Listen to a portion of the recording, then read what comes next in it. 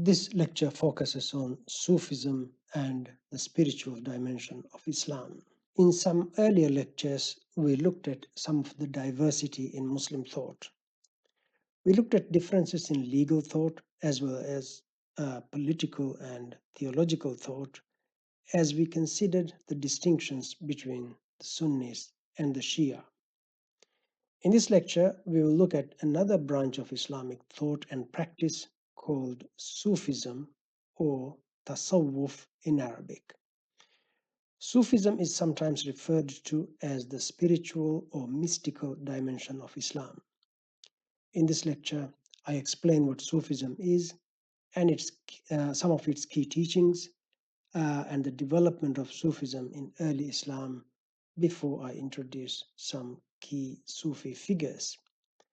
I also go over how Sufis engaged in anti-colonial jihad movements during the 19th century and how Sufism was criticized by various Muslim groups during the modern period. I finished the lecture by explaining how certain Sufi ideas have been used in the post 9/11 period as a way to combat extremism and political violence among certain sections of Muslim communities. So, what is Sufism? Sufis belong to the tradition of Islam known as Sufism. The name Sufi is thought to be derived from the Arabic word suf, S-U-F, which means wool. Some historians believe that the name Sufi came from the coarse woolen clothes worn by the first Sufis in the early centuries of Islam. Similar austere clothes were worn by some monks and mystics in other faiths as well. Of course, there are other interpretations of the word Sufi. Sufism is about a focus on the spiritual. Many would refer to it as a mystical movement in Islam. Like other mystical movements, the Sufi path seeks to discipline the mind and body so that a person can experience the presence of God in one's life. This involves using their intuitive and emotional senses.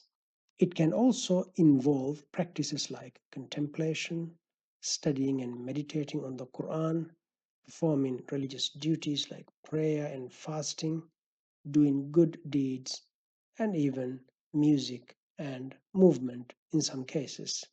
Many Sufis see the individual spiritual effort of self sacrifice and discipline as their highest priority. This involves taming the ego and setting aside worldly attachments that disrupt one's experience of God or that distract a person from constant remembrance of God. Sufis try to rid themselves of characteristics like greed and selfishness while devoting themselves to God's will. They call this the greater jihad, the struggle to purify the heart, to do good and to avoid evil. Is Sufism a denomination of Islam like that of Sunnis and Shia? It is not. Sufism is unrelated to the Sunni Shia divide. Sufis can be either Sunni or Shia. They can also be followers of different legal schools, as well as they can come from different social classes, genders, and cultures.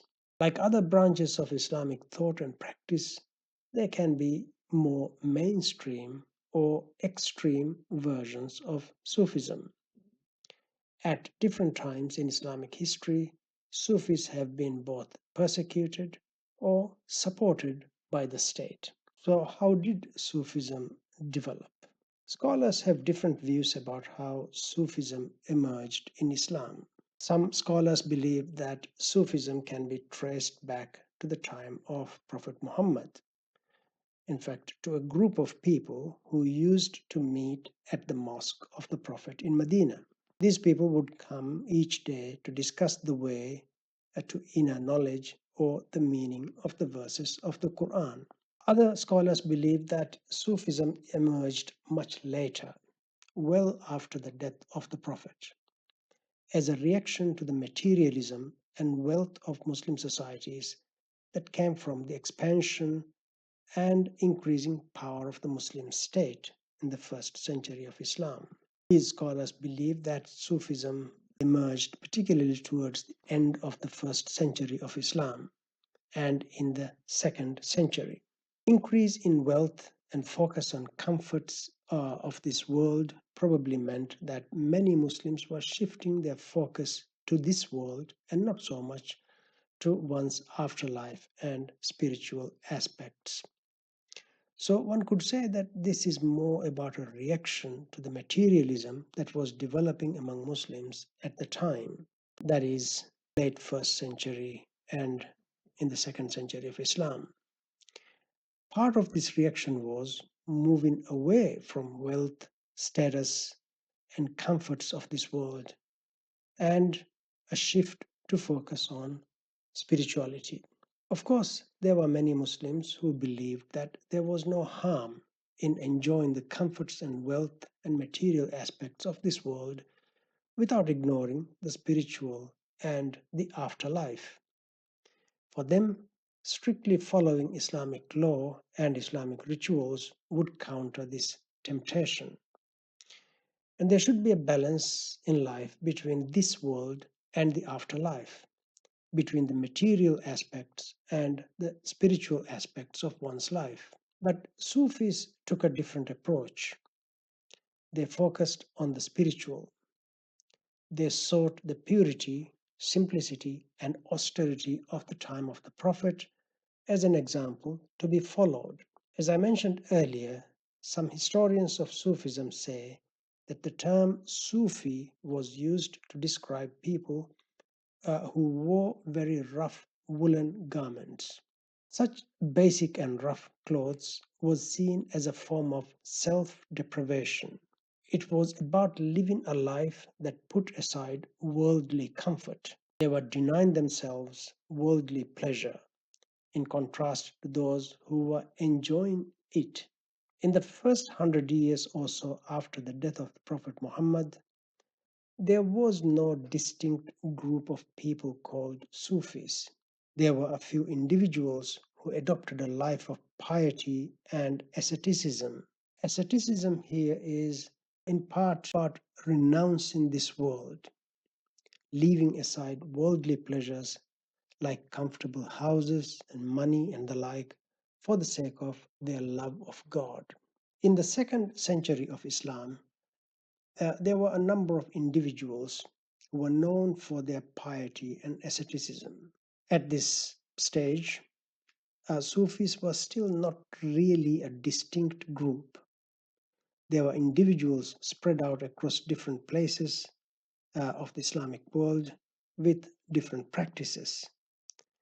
But they all had certain things in common, like the desire to seek God and to renounce worldly things that distracted them from God. Let us look at one example of an early Sufi, the famous Rabia al-Adawiyya, died 185 of the Islamic calendar. Rabia al-Adawiyya was a Sufi well known for this kind of asceticism. There are detailed stories about her. An example usually cited about her is that how she slept on a brick as a form of pillow. Someone gave her a proper pillow, but she threw it out because it was too luxurious for her.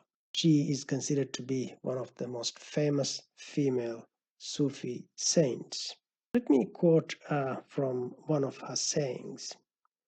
This shows her deep desire to seek God just for the love of God.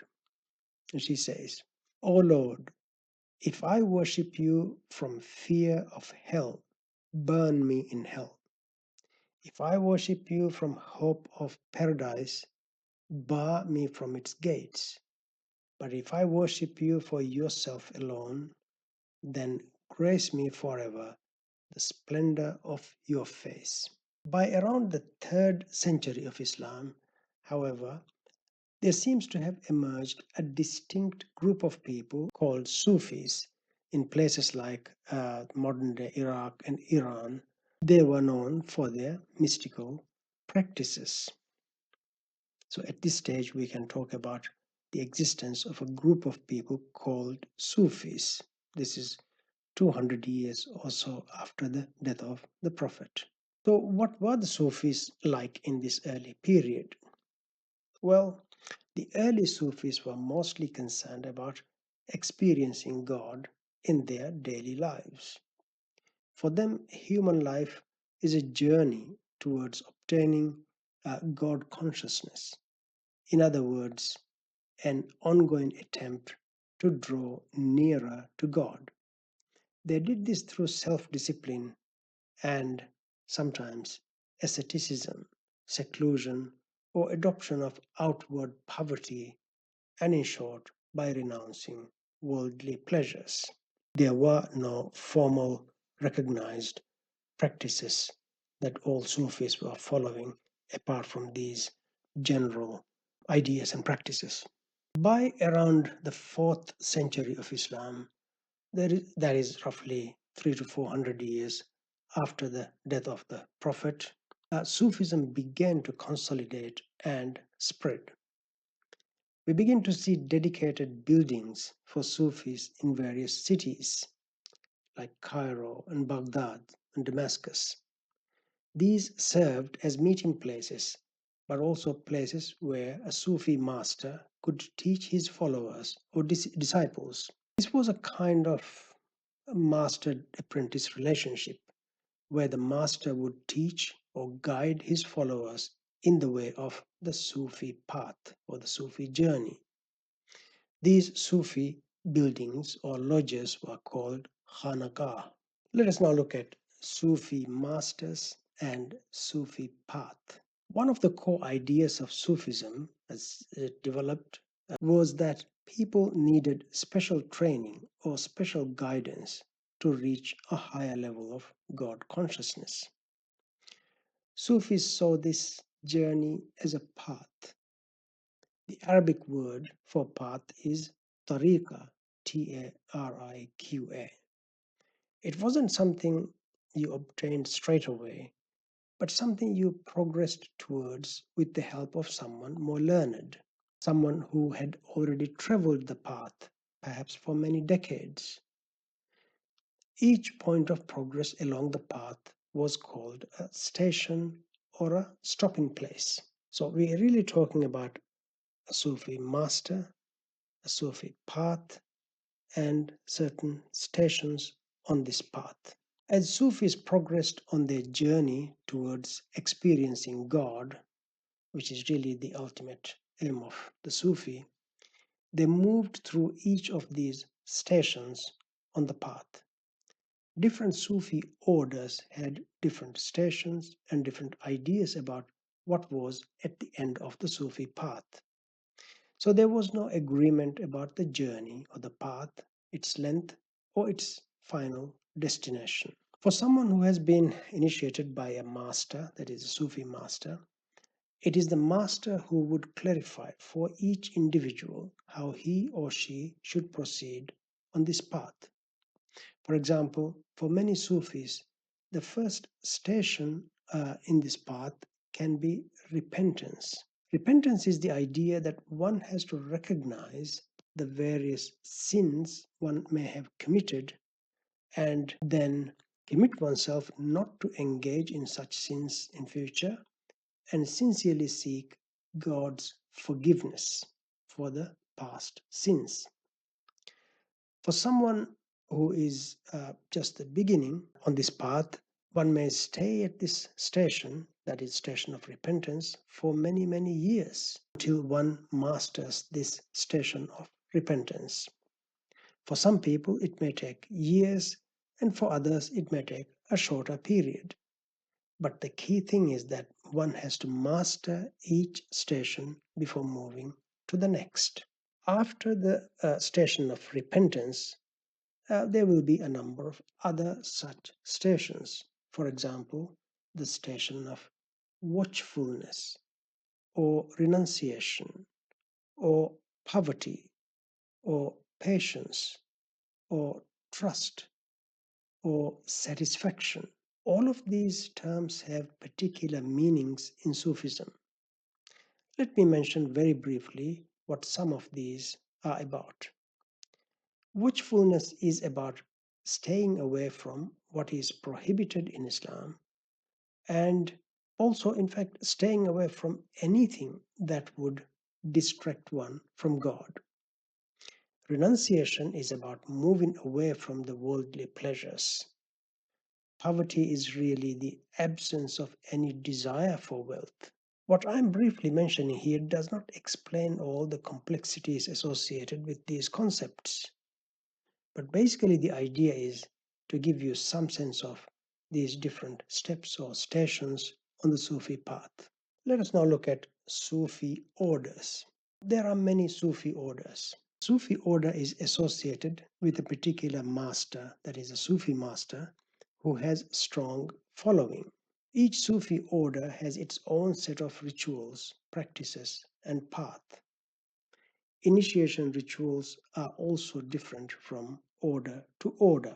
The head of each order was called a sheikh or pir. It was thought that each sheikh had a spiritual genealogy that could be traced back to the Prophet Muhammad himself. Sufi orders became very prominent in Muslim societies from around the 11th century of the Common Era in places like Cairo and Damascus. The early Sufi congregations were very loose and mobile.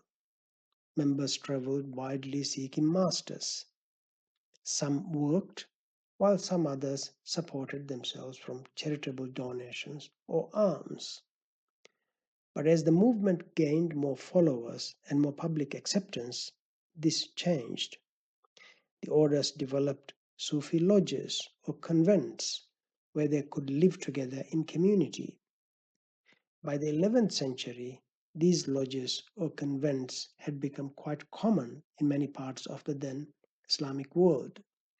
So much so that the idea of living in community had become a mandatory religious requirement for certain Sufi orders. There were even specific Sufi convents for women, most notably in places like Aleppo in Syria. Let me mention some of the well-known Sufi orders. The Qadiriyya order, named after Sheikh Abdul Qadir al-Jilani, died in 1166 from modern-day Iran. The Qadir Sufi order emphasizes performance of zikr, that is, remembrance of God, at times accompanied by music. The Shaziliya order, which is named after Abul Hassan al-Shazili, died 1258. Shazili practice strongly conforms to the guidelines of religious law and also includes congregational recitation of poems, prayers, and litanies. The Naqshbandiya order is named after Khawaja Bahauddin Muhammad Naqshband, died 1389. And finally, the Mawlaviya order or Maulaviya order, which is associated with Maulana Jalaluddin Rumi. We will look at Rumi a bit later in the lecture. There are, of course, a number of other Sufi orders. So each Sufi order had its own specific rituals and practices. As I mentioned earlier, their goal was to draw closer to God, that is, to draw oneself closer to God, to somehow experience God's presence in some kind of tangible way. Often, Sufis would recite prayers, poems, or even selections from the Quran for this purpose. They would recite over and over the divine names of God, or certain parts of the Quran, or just the name Allah. This would help them to reach a state of consciousness where they would have this kind of spiritual experience. Within each order, the Sufi sheikh set down the rituals or practices that would be performed according to the Sufi order. So, as you can imagine, there were differences in Sufi rituals and practices, although the ultimate end goal was the same, or at least understood roughly as the same, that is, experience of God. not necessarily in a physical way, but in a spiritual way. Sufi convents became places of teaching where those who joined the order would learn the key ideas, beliefs, and practices of that order. Let us now look at some influential Sufi figures. We will look at Al-Ghazali first. Al-Ghazali is a Sufi scholar who lived during the late 11th and early 12th century of the Common Era. Al-Ghazali is known as one of the most important Muslim theologians and jurists in the intellectual history of Islam. His works continue to influence Islamic thought and even scholars outside of Islamic tradition. Al-Ghazali was born in what we now know as modern-day Iran. He studied law and theology under various famous scholars, including the famous theologian Al-Juwayni. His reputation grew as a scholar until he was noticed by the court of the Seljuk vizier Nizamul Mulk. At the age of 34, he was appointed as a professor to the prestigious Nizamiya College in Baghdad. He worked there for several years before experiencing a spiritual crisis. He was a very well-known theologian, but he felt theology and the rational approach to the religion did not satisfy him spiritually. He felt something very important that was missing in his life. The crisis was so huge that he gave up his teaching position, which was one of the most important teaching positions at the time in the Islamic world. He spent some time, about 11 years or so, traveling, meditating, and reflecting, and looking for an answer that would put to rest the moral and spiritual struggles he was experiencing. When he finally returned from his time abroad, he was firmly committed to Sufism. For him, Sufism really was the answer. For Al-Ghazali, it was only Sufis who walked the correct path because they combined knowledge with action. They lived a life of sincere purpose, while at the same time experiencing serenity and contentment from knowing God intimately. Becoming a Sufi was a watershed moment in Al-Ghazali's life. It also changed the intellectual history of Islam. Al-Ghazali spent the last 5 years of his life writing and teaching in his native town in Iran. His focus was on the spiritualization of Islamic thought and practice. He wanted to live a life that was both faithful to the law, in this case Sunni law, and the rituals of Islam, while at the same time consistent with its ethical vision. One of his most important works was a book called The Revival of Religious Sciences, or in Arabic, Ihya Ulumuddin, which attempted to bring together the disciplines of theology, law, ethics, and mysticism. Al-Ghazali's works continued to be influential long after his death. Let us now look at another famous Sufi, Ibn Arabi. He was a scholar and philosopher who lived in the 13th century of the Common Era. He is well known for his doctrine of the oneness of being, or as some would refer to as unity of being. This refers to the idea that if you have annihilated the self, then you realize that there is no being other than God. All being is actually God. God is the only entity that has real existence. There are different interpretations of this concept of unity of being or oneness of being. Again, Ibn Arabi is probably one of the most influential Sufis in Islamic history. He is sometimes referred to as Muhyiddin, which means reviver of the religion, or sometimes he is known as Sheikh al-Akbar, which means the greatest master. Ibn Arabi was born in Spain. From an early age, he was known for his spiritual insights and achievements, which were recognized by other Muslims at the time. He spent a large part of his years traveling, first in Spain, then in North Africa, from Tunisia and Cairo to Mecca and Turkey. He spent time meditating and reading on his journeys and enjoyed many mystical visions and dreams during his travels. He spent the later years of his life in Syria, reading, teaching, and writing. It was there he wrote one of his most important works, Fusus al-Hikam, or Bezels of Wisdom, which became one of the most important works on Islamic mysticism. During his travels, Ibn Arabi met a number of important scholars and teachers who came to influence his thinking and works. One was the eminent Islamic philosopher Ibn Rushd. Another was the female Andalusian Sufi master Fatima bint al-Musanna. After his death in 1240, Ibn Arabi's writings and teachings quickly spread throughout the Islamic world, passed on by some of his foremost students. Although he himself never founded a Sufi order, Ibn Arabi came to be known as Muhyiddin, which means the reviver of the religion, or he who gives life to the religion. Ibn Arabi wrote on a diverse range of topics, from commentaries on the Quran, hadith, and jurisprudence to theology, philosophy, and mysticism. Unlike other scholars, he was particularly skilled at bringing together and synthesizing material to create thematic works. His works continue to be influential, some would argue even in Western literature.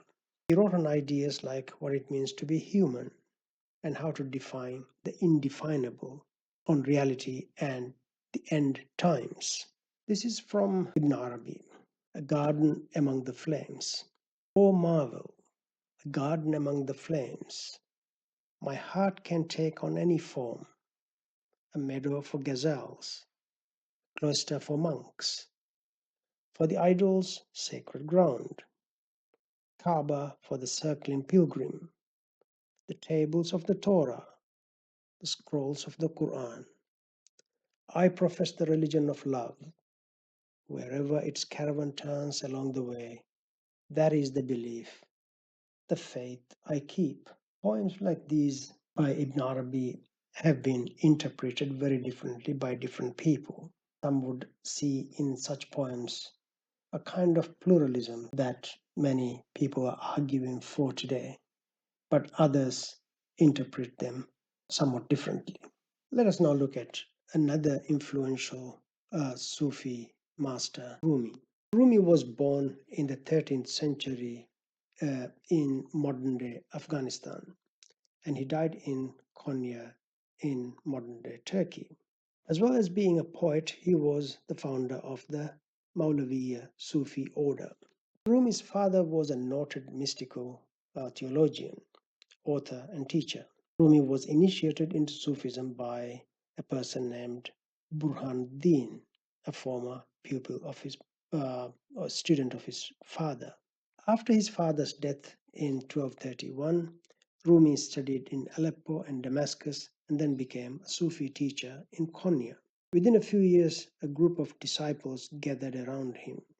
He was known for his great eloquence, theological knowledge, and engaging personality. The most decisive moment in Rumi's life occurred in 1244 when he met Shamsuddin, a whirling dervish and a holy man.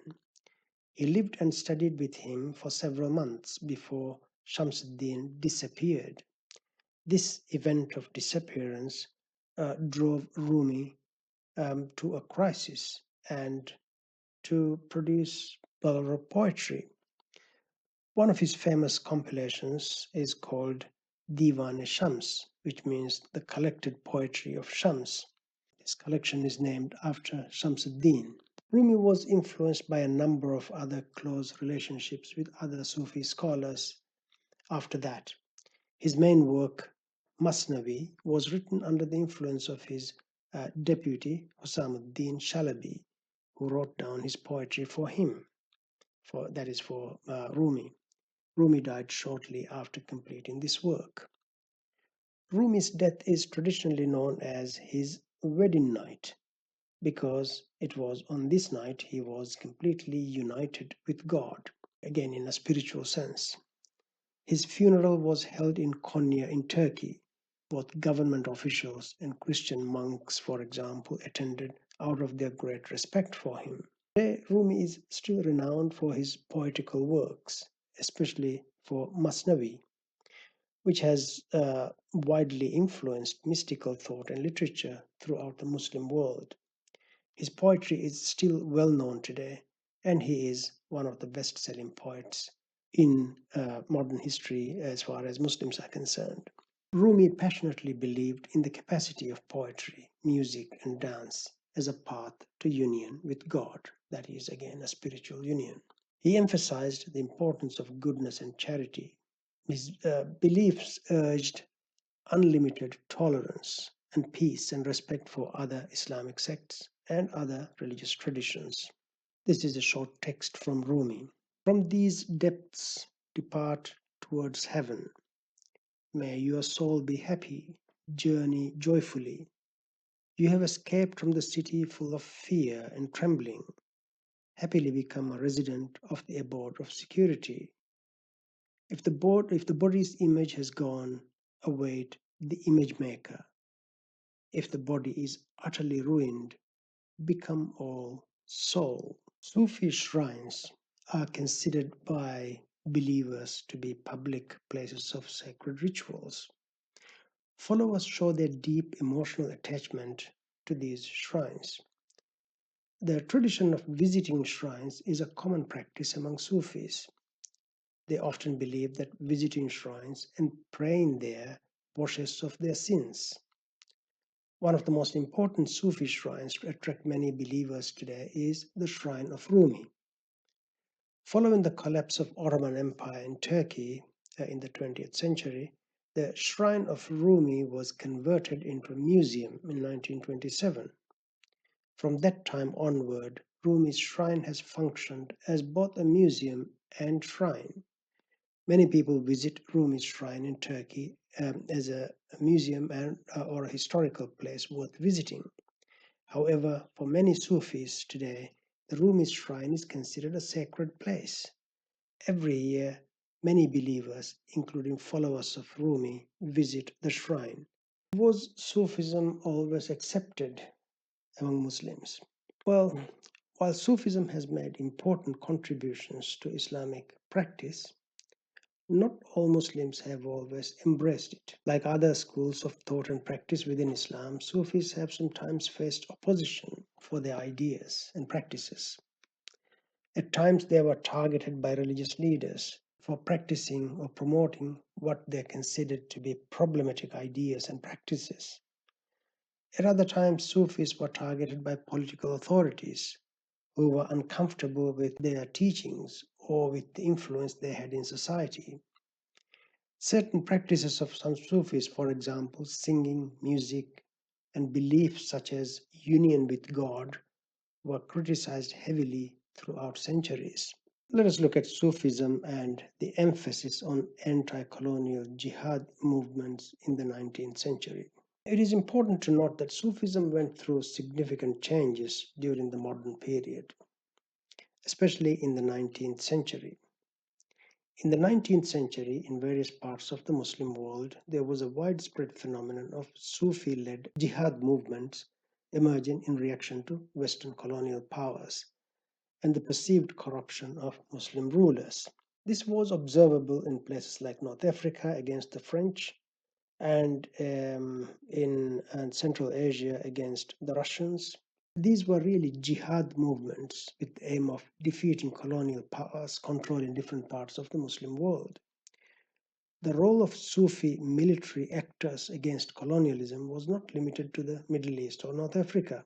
These movements were also quite prevalent in other parts of the Muslim world. These movements focused less on the ecstatic nature of Sufism or on principles like the union between God and human beings, that is, a spiritual union, that was so important before the modern period.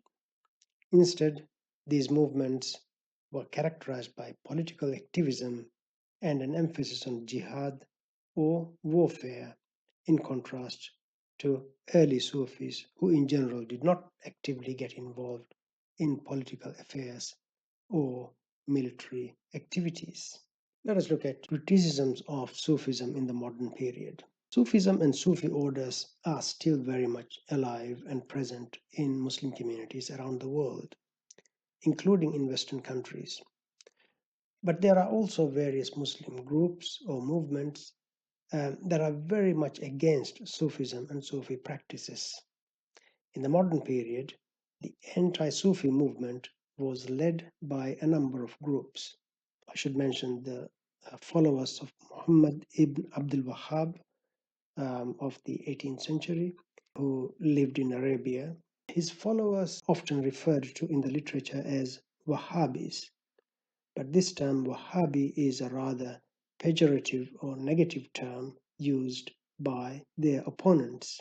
The followers of Muhammad ibn Abdul Wahhab or Wahhabis are sometimes referred to also as Salafis. But Salafism is a lot broader than the followers of Muhammad ibn Abdul Wahhab. The other group that is at the forefront of anti-Sufism is Muslim modernists. Muslim modernists are those who emerged in the 19th century among Muslims and argued for reform in Islamic law and theology to meet the modern challenges that is posed by modernity. Both the Salafi and Wahhabi movements emphasize the need for Muslims to follow Islam as practiced by the earliest Muslims. Any new ideas or practices introduced into Islam as religious practices should be avoided from their point of view. In other words, these movements are against what they call innovation or bid'ah in Arabic in religious matters, that is, innovation in religious matters. For these movements, the Sufis have invented lots of religious practices and ideas, and all these innovations must be rejected. Sufi practices such as veneration of Sufi masters, visiting shrines and praying there, music, singing, and chanting particular words or phrases repeatedly are part of such innovations which must be rejected. Muslim modernists such as Sayyid Ahmad Khan, a 19th century Muslim thinker, and Sayyid Jamaluddin al-Afghani, another 19th century thinker, also attacked Sufism in their writings. For Muslim modernists, Sufis represent an expression of Islam that conflict with reason and rationality, which are very important for Muslims in the modern period from the point of view of Muslim modernists. For the Muslim modernists, Sufis were promoting also a fatalistic attitude of passive resignation to God's will, an attitude that would lead to inactivity and even laziness in Muslim societies. Another criticism was that Sufis promoted the idea that they should imitate their sheikhs or masters. This, from the point of Muslim modernists, would lead to blind obedience and imitation, which would gradually undermine critical thinking and independent thought among Muslims. For the Muslim modernists, the Sufis' anti-rational approach and ideas that were promoted in Muslim societies in the modern period would be an obstacle in the path of progress and engaging with modernity. An observer of Sufism, William Shittick, who has extensively on Sufism, writes, and I quote, Sufism became the scapegoat in the modern period through which Islam's backwardness could be explained. For many modernists, Sufism embodies superstitions. In order for Islam to retain its birth path, which includes modern science and technology, Sufism must be eradicated. That kind of summarizes the problem. Let us look at the rehabilitation of Sufism in the post 9/11 environment as an antidote to violent extremism. In the post 9/11 environment, some Muslim majority countries have tried to use Sufism or Sufi ideas and practices as an antidote to violent extremism in some Muslim societies. A number of Muslim majority countries, such as Morocco, have tried to use Sufism and its spiritual teachings and practices to combat this extremism in the early decades of the 21st century. Sufism is promoted by the state as a peaceful form of religiosity. In this context, the state declares its support for Sufism and promotes certain Sufi teachings through media and the like. Part of this promotion is through sponsoring lectures and seminars on the principles of Sufism to familiarize the community with Sufi ideas and practices. The government may also promote the idea that Sufis are generally not interested in politics, using this to promote political passivity among believers. Sufism is also promoted as a non-violent, moderate movement in Islam, and that one of its key messages is toleration or even acceptance of the other. Sufism is presented as a solution to the problem of extremism in this context. It is not just some Muslim majority countries that tried to use Sufism in this way to counter extremism among Muslims, but also some Western countries. So today's Sufism, that is Islam's mystical tradition, is still an important part of the Islamic religious experience. It has even spread to the West. Basically, wherever Muslims are, Sufism exists. It used to be a very powerful and popular movement in Muslim societies right up to the modern period. However, in the modern period, its influence is probably less. So, in summary, in this lecture, we explored very briefly what Sufism is, how it developed, some examples of some Sufis, what Sufis' orders are and the Sufi path, and the place of Sufism in the modern period. Thanks for watching. We hope this deepened your understanding of Islam. Be sure to check out the other videos in this series. Keep exploring. Don't forget to subscribe.